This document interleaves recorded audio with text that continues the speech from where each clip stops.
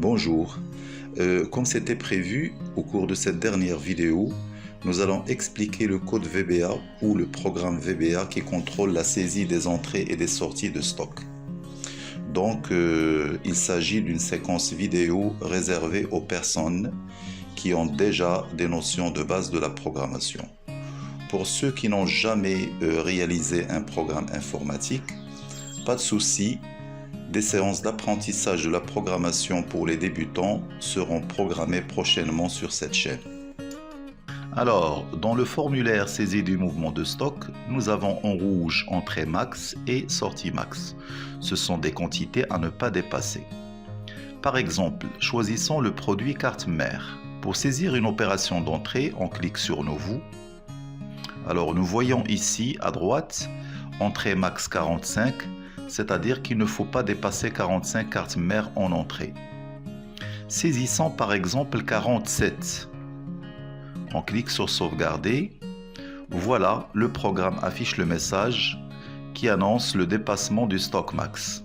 C'est-à-dire, vous avez dépassé 45. Et par la suite, cette opération sera annulée. Deuxième cas, si on saisit une quantité moins de 45, on tape par exemple 44. Je valide par sauvegarder. Donc l'opération est enregistrée sans problème. Passons maintenant à la quantité en sortie. Nous avons ici la possibilité de saisir 79 cartes mères au maximum, c'est-à-dire faire sortir 79 cartes mères.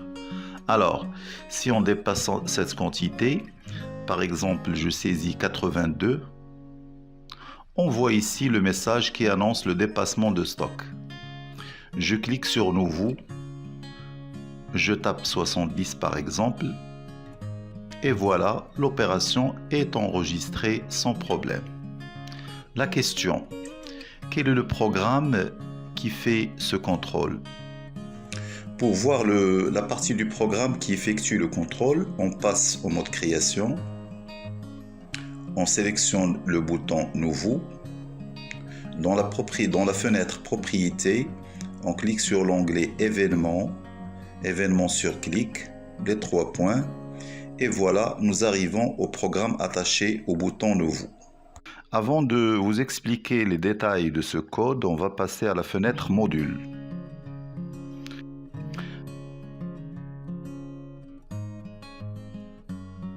Dans cette fenêtre, nous avons déclaré 3 variables, stock min, stock max et la quantité en stock.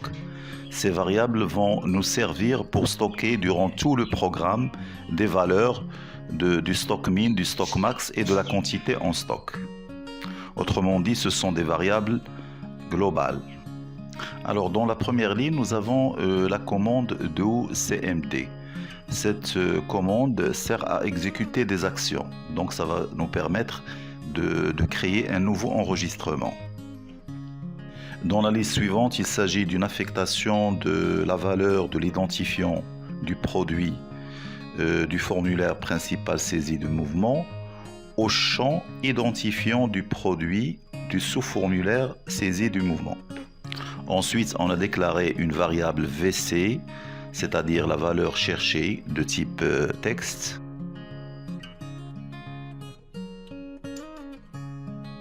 Là, nous avons déclaré deux variables RST et RST1.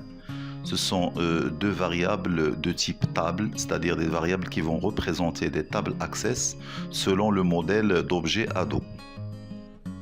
Ici, nous avons connecté les deux tables TST, RST plutôt et RST1 à la base de données courante. Et ces deux commandes-là permettent de choisir un curseur statique qui va nous permettre de parcourir une table dans les deux sens. rst.open, c'est pour ouvrir la table produit. Alors là, c'est l'affectation de l'identifiant de produit à la valeur cherchée, c'est-à-dire la valeur cherchée sera l'identifiant du produit. rst.move first, c'est-à-dire qu'on va commencer la recherche à partir du début de la table.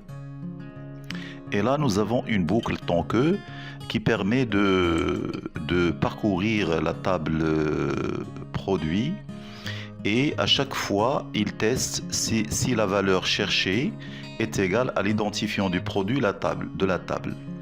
Une fois la valeur cherchée égale à l'identifiant du produit, qu'est-ce qu'on va faire ici? On va affecter le stock min à la variable globale smin qui a été déclarée dans le module, et là le stock max dans la variable globale smax qui a été également déclarée dans la partie module.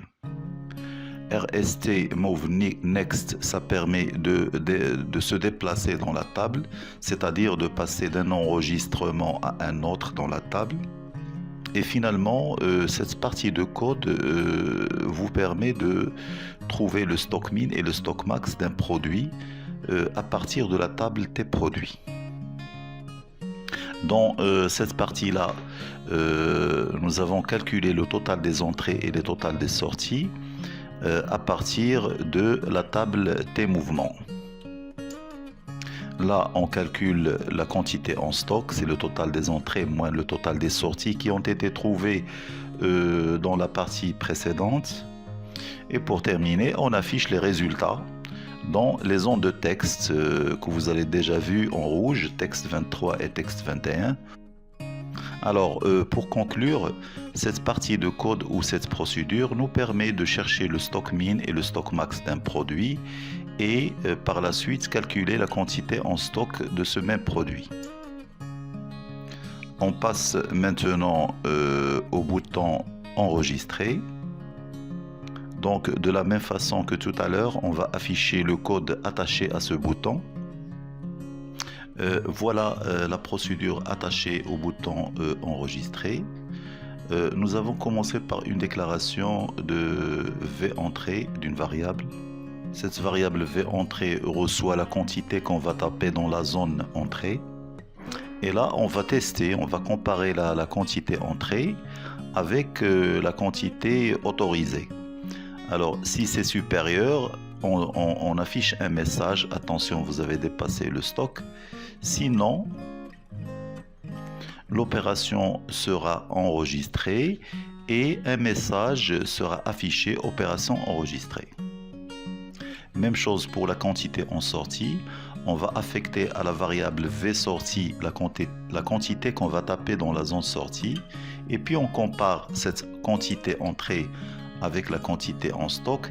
Si c'est supérieur, donc le message attention, vous avez dépassé la quantité en stock.